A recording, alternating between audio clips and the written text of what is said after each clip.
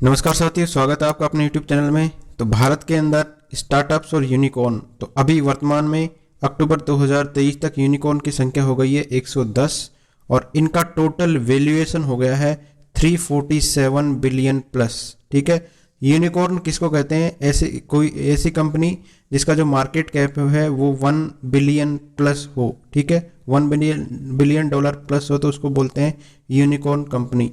Startup company किसको कहते हैं? स्टार्टअप होती है किसी भी कंपनी को जिसके मार्केट के अंदर डिमांड है, किसी भी व्यक्ति या एक से अधिक व्यक्तियों के द्वारा शुरू की गई ऐसी कंपनी जिसकी मार्केट के अंदर डिमांड हो, ऐसे उत्पाद की डिमांड हो, और उसका जो पहला चरण होता है उसको कहते हैं स्टार्टअप। ठीक है, तो स्टार्टिंग का जो चरण होता है उसको हम कहते हैं स्टार्टअप। 1 बिलियन प्लस डॉलर का मार्केट कैपिटलाइजेशन या वैल्यूएशन हो जाता है, उसको कहते हैं अपन यूनिकॉर्न। ठीक है, तो ये कंपनियां आमतौर पर शुरू होती है उच्च लागत और सीमित राजस्व के साथ स्टार्ट होती है, और यही वजह है कि इनको फंडिंग की जरूरत पड़ती है बाहर से। तो उच्च लागत इसके अंदर हाई रहती है और सीमित राजस्व रहता है, इसके लिए हाई फंडिंग की जरूरत इनको बाहर से पड़ती है। यूनिकॉर्न कहते हैं निजी स्वामित्व वाली फर्म है जिसका बाजार पूंजीकरण कितना होता है? 1 बिलियन अमेरिकी डॉलर से अधिक होता है। यह अन्य उत्पादों और सेवाओं के अलावा रचनात्मक समाधान और नए व्यापार मॉडल पेश करने के लिए समर्पित नई संस्थाओं की उपस्थिति को दर्शाता है। ठीक है, फिनटेक, एडटेक हुआ, बिजनेस टू बिजनेस कंपनियां आदि, इसकी कई श्रेणियां हैं। तो इंडिया के अंदर बहुत सारी यूनिकॉर्न है। पहली यूनिकॉर्न तो इंडिया में की थी, वो थी इनमोबी थी पहली यूनिकॉर्न। वर्तमान में 110 है। अभी लेटेस्ट जेप्टो बनी थी 2023 की पहली यूनिकॉर्न कंपनी। बात करें कौन कौन सी कंपनियां हैं और अदर, तो इसके अंदर आ जाती है ओला हुई, ठीक है, फ्लिपकार्ट हुई, ओयो हुई, इसके अलावा लाइव स्पेस हुई, इसके बाद में डील शेयर हुई। ठीक है, इसके बाद में राजस्थान की है कार देखो हुई। ये सारी कंपनियां हैं। पेटीएम हुई, पॉलिसी बाजार हुआ। ठीक है, इस तरीके से ड्रीम 11 हुई, फिजिक्स वाला हुआ, फिजिक्स वाला भी है यूनिकॉर्न कंपनी। इसके बाद में है अनअकैडमी हुई, स्विगी हुई, ठीक है, बायजूस हुई। ये कंपनियां क्या है? यूनिकॉर्न है इंडिया की।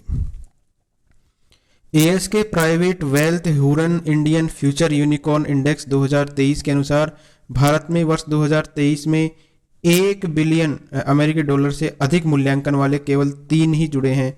तो यूनिकॉर्न में 2023 में भारी गिरावट आई है। एक वर्ष पहले यही संख्या कितनी थी? 24। तो 2022 में कितनी जुड़ी थी? 2022 में 24 यूनिकॉर्न बने थे इंडिया में, लेकिन 2023 में भारी गिरावट के साथ कितने? 3 ही केवल यूनिकॉर्न बने हैं इंडिया के। तो मई तक की बात करें तो भारत वैश्विक स्तर पर तीसरे नंबर पर था। पहले नंबर पर अमेरिका, दूसरे नंबर पर चीन और तीसरे नंबर पर है इंडिया। ठीक है, पहले नंबर पर अमेरिका है, दूसरे नंबर पे यूनिकॉर्न के मामले में चीन है और तीसरे पे है इंडिया। ठीक है, तो स्टार्टअप की कुल फंडिंग में कितनी हुई है? 15 गुना की बढ़ोतरी हुई है। निवेशकों की संख्या में 9 गुना की बढ़ोतरी हुई है। इनके इनक्यूबेटरों की संख्या में 7 गुना वृद्धि हुई है।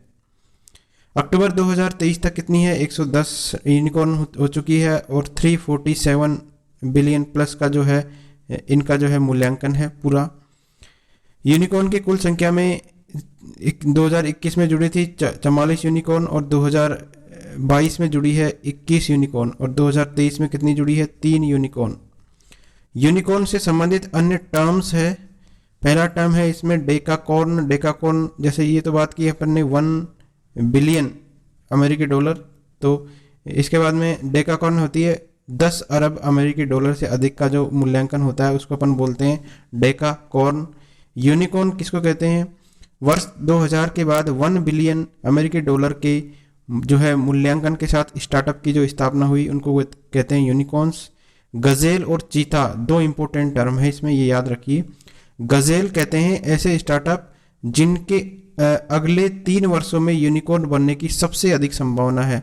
तो नेक्स्ट 3 ईयर में जो यूनिकॉर्न बन जाएगा, जिसकी सबसे ज़्यादा प्रोबेबिलिटी है, उसको कहते हैं गजेल। और चीता कहते हैं स्टार्टअप जो अगले 5 वर्षों में यूनिकॉर्न बन सकते हैं। तो अगले 3 वर्षों में जो बन सकते हैं उनको कहते हैं गजेल, अगले 5 वर्षों में जो बन सकते हैं उनको कहते हैं चीता। भारतीय स्टार्टअप की बात करें तो हमारे जो स्टार्टअप सिस्टम है उसके सामने कई चुनौतियां भी है, जैसे फंडिंग की चुनौतियां है, फंडिंग नहीं मिल पाती है कंपनियों को। ठीक है, स्टार्टअप तो हो जाता है लेकिन फंडिंग नहीं मिल पाती है। इसके बाद में राजस्व के सृजन के में भी चुनौती आती है इनको। ठीक है, इसके बाद में सहायक जो बुनियादी ढांचा है उसका भी अभाव है। तो केवल जो है ये अपर्याप्त भौतिक भौतिक बुनियादी ढांचा है, तकनीकी संस्थानों और ऊष्मायन केंद्रों तक ही सीमित पहुंच है इनकी। ठीक है, परामर्श कार्यक्रम और नेटवर्किंग अवसरों की कमी भी इसके अंदर शामिल है। स्टार्टअप को आगे बढ़ाने और जरूरी संसाधनों तक पहुंचने के लिए विशेषज्ञता, मार्गदर्शन और सहायक वातावरण की भी आवश्यकता होती है। तो इंडिया के अंदर फंडिंग की कमी है, राजस्व सृजन की कमी है, सहायक भौतिक बुनियादी ढांचे का भी अभाव है, विनियामक वातावरण और कर संरचना, टैक्सेशन का सिस्टम भी इन पर वजन डालता है। ठीक है, इसके अलावा तो स्टार्टअप के लिए भारत सरकार ने क्या क्या पहल स्टार्ट कर रखी है, तो इम्पोर्टेंट है। पहली स्कीम इन्होंने कर रखी है निधि। निधि नवाचारों के विकास और दोहन के लिए राष्ट्रीय पहल है। इसके अंदर कि इसका लक्ष्य क्या है, अगले 5 वर्षों की अवधि में इनक्यूबेटर और स्टार्टअप की संख्या को दुगुना करना। निधि स्कीम का जो उद्देश्य क्या है, इनक्यूबेटर और स्टार्टअप की संख्या को डबल करना इसका उद्देश्य है। भारत सरकार की ये पहल है। इसके अलावा भारत ने उत्कृष्ट प्रदर्शन करने वाले जो स्टार्टअप है उनके लिए राष्ट्रीय पुरस्कार का भी प्रावधान कर रखा है। इसके अलावा इंडिया ने स्टार्टअप इंडिया के तहत ही एक एक्शन प्लान बना रखा है इसके लिए। ठीक है, इसमें 19 पॉइंट है, उसके अंदर ये भी शामिल है। तो भारत सरकार के अनुसार भारत स्टार्टअप, पारिस्थितिकी तंत्र और यूनिकॉर्न की संख्या के संदर्भ में विश्व में कौन से नंबर पे है, तीसरे नंबर पे। तो स्टार्टअप के लिए भारत ने जो किया है, सरकारी सहायता प्रदान की है। पिछले कुछ वर्षों में R&D पर अधिक खर्च किया है इंडिया ने, और 3 गुना बढ़ा दिया है R&D पे खर्चा। रिसर्च एंड डेवलपमेंट पे इंडिया ने पिछले 3 वर्षों में 3 गुना अधिक खर्चा बढ़ा दिया है। ठीक है, वृद्धि की है इस पर रिसर्च एंड डेवलपमेंट के लिए। भारत में 5 लाख से अधिक अनुसंधान और विकास कर्मचारी है, जो पिछले 8 वर्षों में 40 से 50% की वृद्धि दर्शाती है। पिछले 8 वर्षों में बाहरी अनुसंधान और विकास में महिलाओं की भागीदारी भी दुगनी हो गई है। तो भारत ने ये कार्य किए हैं जिससे जो है स्टार्टअप की संख्या में वृद्धि हुई है। इसके अलावा भारत ने डिजिटल सेवाओं को भी अपनाया है। ठीक है, इसके बाद में भारत ने ऑनलाइन सेवाएं और वर्क फ्रॉम होम की संस्कृति को भी अपनाया है। इस कारण से जो है यूनिकॉर्न और इसकी संख्या में वृद्धि हुई है, स्टार्टअप की संख्या में। डिजिटल भुगतान को अपनाया है, प्रमुख सार्वजनिक निगमों से खरीद को भी अपनाया है। इसके फलस्वरूप क्या है, स्टार्टअप यूनिकॉर्न बन जाते हैं, जो आंतरिक विकास में निवेश करने के बजाय अपने व्यवसाय को बढ़ाने के लिए अधिग्रहण पर ध्यान केंद्रित करते हैं। तो स्टार्टअप इंडिया एक्शन प्लान के अंतर्गत क्या है, दो है। एक तो राज्यों को रैंकिंग प्रदान की गई है, ranking of states on support of startup ecosystem, RSSE। ठीक है, एक तो निधि था, और एक है ये एक्शन प्लान के अंतर्गत ही एक राज्यों को रैंकिंग प्रदान की जाती है, और एक है fund RISFS, startup India seed fund scheme.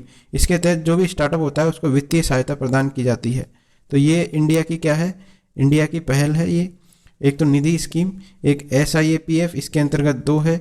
एक तो राज्यों की रैंकिंग निर्धारित की जाती है उनकी उत्कृष्टता के आधार पर, और एक startup India seed fund scheme, जिसके अंतर्गत क्या किया जाता है, फंड दिया जाता है जो भी स्टार्टअप किया जाता है। तो भारत सरकार ने ये पहल कर रखी है, और वर्तमान में अभी पिछले वर्षों के अंदर भारत ने डिजिटल सेवाओं को अपनाया है। इसके अलावा सरकारी सहायता को बढ़ाया है रिसर्च एंड डेवलपमेंट के क्षेत्र के अंदर। इसके अलावा वर्क फ्रॉम होम की संस्कृति को अपनाया है। तो इस तरीके से भारत जो है इसमें निरंतर वृद्धि कर रहा है। Thank you friends.